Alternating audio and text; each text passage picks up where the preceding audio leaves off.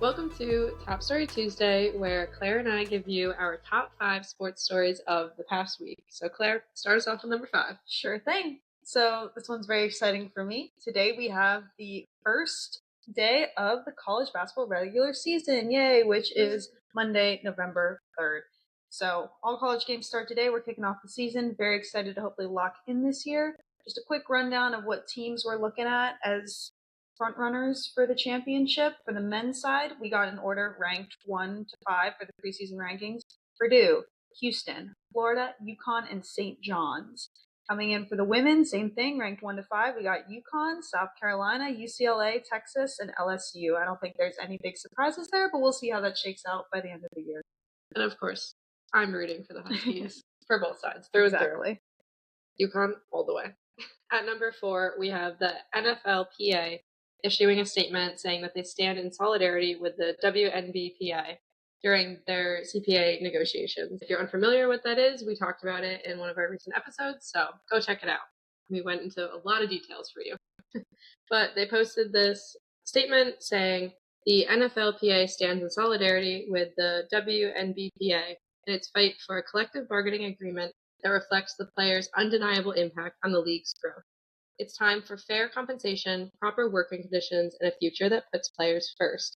And this comes after the WNBA offered a 30-day extension to players to continue negotiations. So we're hopeful that this is showing some promise that the WNBA is hearing out its players and offering what they truly deserve. Okay, more on the pop culture side, coming in at number 3, we have Charles Leclerc and Alexandra Saint-Amour are getting married, yay! So if you don't know who this is, Charles Leclerc is a Formula 1 driver. He races for Ferrari. And his girlfriend of 2 years, Alexandra. Fiancé now, yes. They've been dating for 2 years, and now they're engaged as of, what was that, Saturday when we saw that post? I think Sunday. Sunday when we saw that November post. 2nd. You remember. They have gotten engaged, which is really going to be like a royal wedding if you're not tapped into the F1 scene. Charlotte is from Monaco. He's called the Prince of Monaco. That's like his nickname. Alexandra has made a name for herself recently, modeling and doing collaborations with brands like Meshki and Rode. And she was just recently did a profile for her for El Mexico, talking about a new foundation that she has coming up that she started for herself with her newfound fame to help fund programs in the arts for young kids.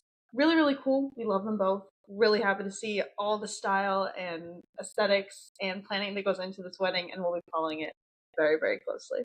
And we'll be awaiting our invitations in the mail. Yes. At number 2, we have ex-Hawks executive Lester Jones being charged and arrested earlier this month with embezzlement of team funds. This is a very exciting story for us. It broke at the time of this recording roughly 25 minutes ago. He was the senior vice president of financial planning and analysis for the Hawks and has reportedly stole roughly $3.8 million over the course of a decade. He's used this money to buy expensive trips to Thailand, Hawaii, Switzerland, and a few other places that I am jealous about. He also bought a Porsche and apparently many other expensive gifts for his former girlfriend, who was also an employee of the team at that time. He was ultimately caught when he attempted to charge a hotel stay of $229,968.76 to the team's card. They initially paid this because it aligned when the team was in Las Vegas, and he had said that it was for staying at the Wynn Hotel in Vegas. And then upon further review, they discovered that he actually forged the email receipt from Amex to the Hawks. So that trip never actually happened. That's not where the team stayed, and he had been just bankrolling and forging emails the entire time that he was there. Kind of iconic. A little bit. A little bit electric.